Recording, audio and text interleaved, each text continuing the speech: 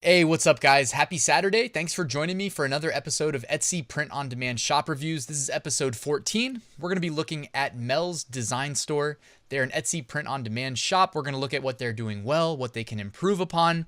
And by the way, if you guys missed it, I've been dropping some Etsy Print on Demand videos for 2021 to help you level up your Etsy shops. And what's cool is I broke them up so that if you're busy, you can try to implement like one video's worth of recommendations a day. You know what I mean? So it doesn't take too long. And I try to give you step-by-step tutorials. So make sure you're subscribed so you don't miss any of those. I also put a playlist on my channel, so you can just go like favorite the playlist and it's got all the videos in order. So I just wanted to make you aware of that, but let's get started. Let's take a look at this Etsy shop.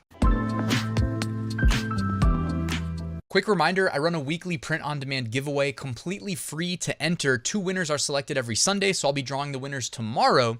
This week sponsored by Flying Research, print-on-demand research tools, AutomatePOD, print-on-demand design creation automation, All American Graphics, premium graphics for your designs, and Bubble Scout, the only Redbubble niche research and validation tool that does both. And you can find a link in the description to enter the giveaway completely free. Also in the description, you can find a link to my 8-day print-on-demand mini course, which will help you get set up with the Printful Etsy integration. 1 lesson delivered to your email inbox each day, completely free, and a link to my print-on-demand Facebook group if you guys want to join. All right, now we got that out the way. Let's take a look at this shop. All right, here we are at Mel's Design Store. It's got like a little bit of a, I don't know if, to me this invokes like country western. I don't know why, maybe I'm off. But it kind of reminds me of something like maybe Western style with the way the font is. They grab 15% off everything in this store this month only. Oh, that's really cool. So you can click that and it takes you down to the, okay, so you can click any banner and it brings you down. That's interesting. But that's cool. They got that. Is that an overlay actually? Let me take a look real quick. Yes, this is an overlay. Okay, so that's like something you can set up in the shop. I don't think I ever used that on mine, but I wish I knew about it.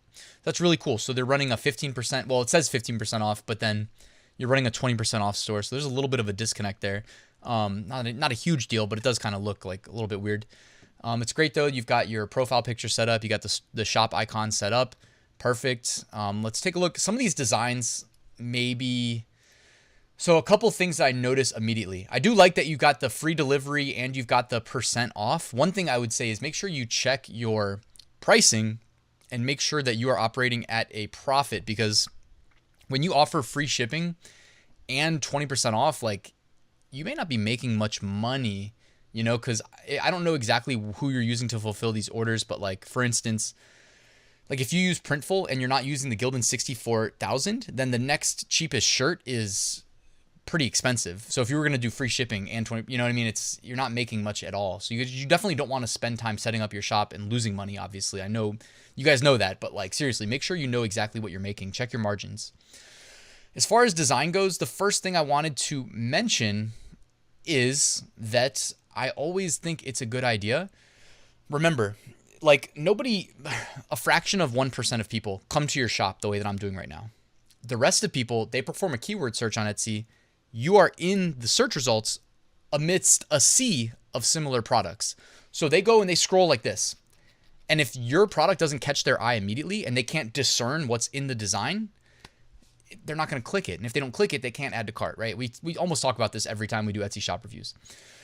Like I really like this design right here. But here's the problem. It's like hard for me to, you know, I don't really have eye problems. I'm like straining my eyes to read what that says. And if I'm looking at your shop, which is indicative of how this would look in search results, like it's way too hard to read. That the design portion itself occupies, I mean, here, look, this is your thumbnail, right? But the design portion is just this little square, right? Even though when customers buy from you, they're buying your design. So make sure the design is big, you know? And then the one right next to it here, this is a pretty good example of what I think you should be doing.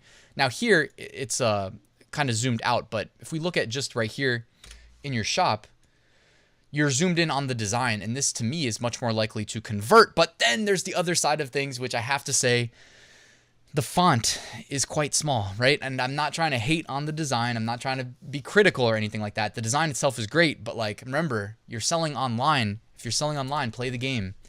Big, bold, easy to read. If it's not easy to read, if it's not easy to discern what's going on in a split second, you're losing customers inevitably, right? You may still make a sale, but you don't know. It's hard to quantify how many sales you're missing.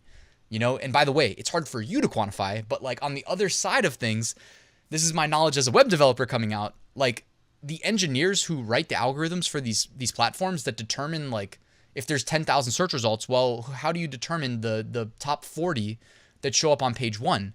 Well, you can do things like measure impressions and click-through rate. So if a shirt like this behind me, or any product, doesn't have to be yours, anybody's, are showing up in search results but not getting clicked, low click-through rate, if they need to determine who shows up on page 1, are they going to put the products with high click-through rate or low click-through rate? Well, click-throughs are indicative of somebody being interested in the product. That's the first step towards making a sale. And Etsy, just like Amazon and all the other platforms, they want to make customers happy. So optimize for high click-through rate. And then once you get them to the listing, like we see here, optimize for conversions, which, by the way, I think you've done a great job of. Like, this looks like a really nice listing. So I don't even have a critique for the listing. You even uploaded a video here. You've got some great other thumbnails and mockups. So as far as the listing goes, I mean, this is really good. One thing I noticed, though, is that it's 4 out of 5 stars, and Etsy's flooded with 5 out of 5 star shops. Also, I know Etsy will sometimes remove your ability to sell on the platform if you're under 5 stars, so just be careful about that. For instance, here's one of these reviews. It says, good quality, but blurred. Yeah, why is your design so blurry? Like, if this is an original design, it really shouldn't be blurry. You should be able to design at high resolution.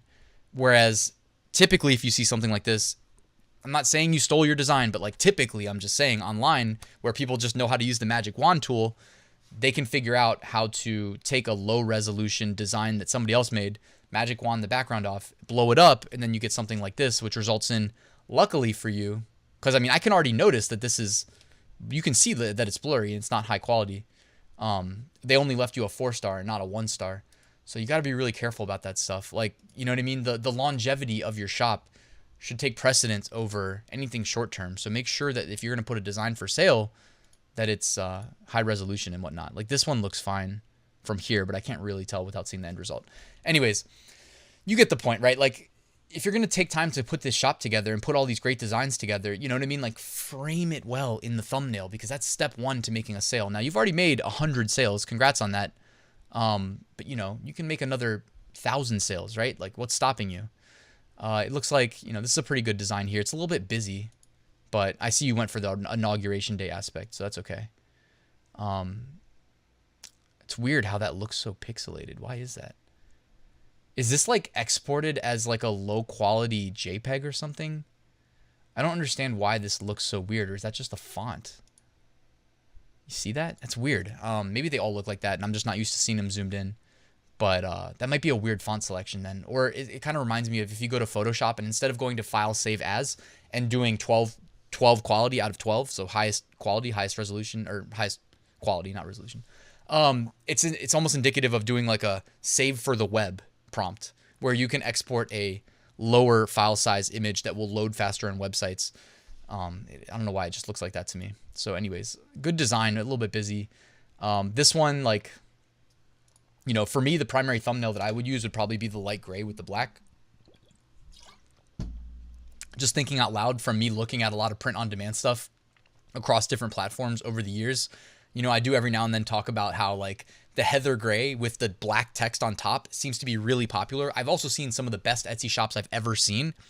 Every single product they listed for sale, it was unified. It was like, we offer this shirt with this design style. Like, maybe they printed their own products too. I didn't even think about that. But it's like, if you wanted to start your own printing business instead of farming the workout, it is feasible. Your life's going to be so much easier if you have to keep less SKUs in inventory. So maybe that's what they were doing. But I'm thinking of some of these shops. I wish I had bookmarked some of them. I may be able to find them, actually. I have, like, in my Google Keep, which is like my online notes, I have like everything. So I might be able to find it and do a video review. But it was like every single, and it looked really good. And then these shops were like super smart.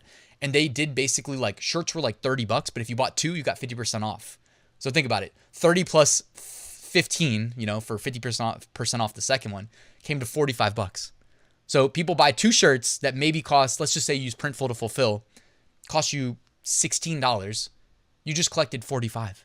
And you can give free shipping at that point too. And the customer feels like they're getting a deal because they just got 50% off. Like that to me is playing the game to the utmost. So just thinking out loud here. I don't know how I went off on that tangent. I think because you have the red as your primary, and I'm thinking that the gray might have been a better choice. But you know, again, I don't know what I'm talking about, right? I'm just a YouTuber. I'm just a talking head on a screen. So use your own discretion. This design's nice, but you already know what I'm about to say. The contrast makes it incredibly hard to read that text, like the light tan text against the light blue.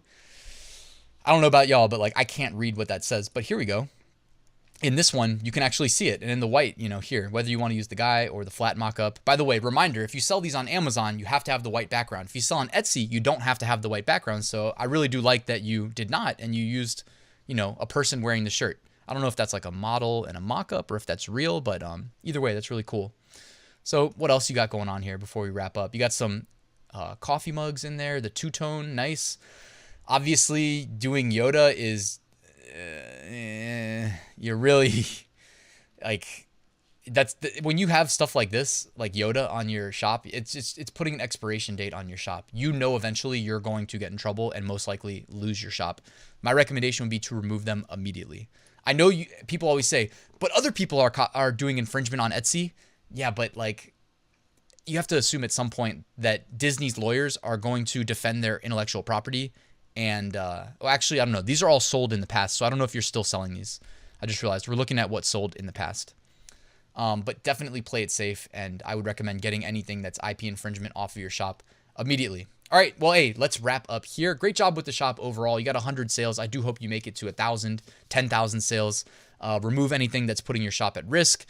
Keep sticking to good design, the design best practices, and then make sure you give your products the best chance possible by framing them. Like, look at this one right here. Look at this right here behind me. The way that this travel mug is framed is awesome. And coincidentally, look, multiple of them have sold. They're on your sold page. I don't think there's a coincidence that like the products that look really good and that like you can, like my eye sees it. I can immediately read it. You have a fish. I know it's a fish mug. The text is big, bold, easy to read. It's perfect. Do more stuff like that. All right. Thank you so much for watching this video till the end, guys. If you haven't already, please give me a quick like so that the YouTube algorithm shows the video to more people. And if you're not subscribed and you want to do that, that would be awesome. Quick reminder to take a second, check out my full print on demand course. If you guys want to learn my exact methods that make me six-figure print on demand sales every single year, everything is in the course. Nothing's held back. And that is it, guys. Again, thank you for watching. I'll see you tomorrow with a new top 5 niches of the week.